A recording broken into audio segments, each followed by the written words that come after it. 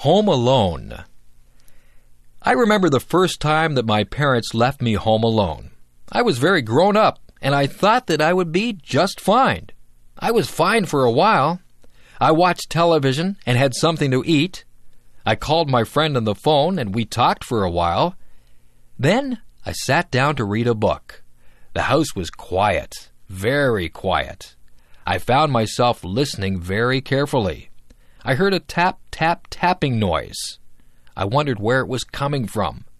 It seemed to be coming from the window.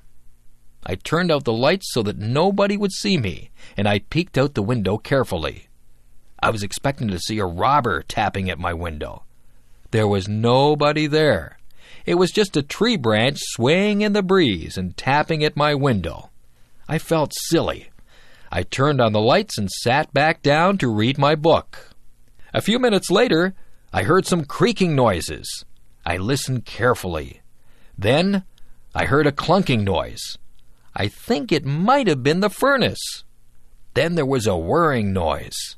My imagination began to play tricks on me.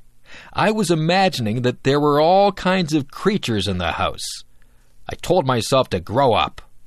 I wouldn't let my imagination run away with me. I was glad when my parents got home. I told them about all the noises that I had heard. My parents laughed and said that all houses make noises.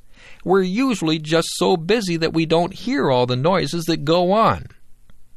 I have stayed home alone many times now. I just ignore all the little creaks and noises that I hear.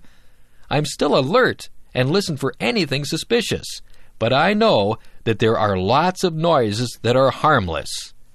That tree that taps on my window still frightens me sometimes, but I'm a lot braver now than I was the first time that I stayed home alone.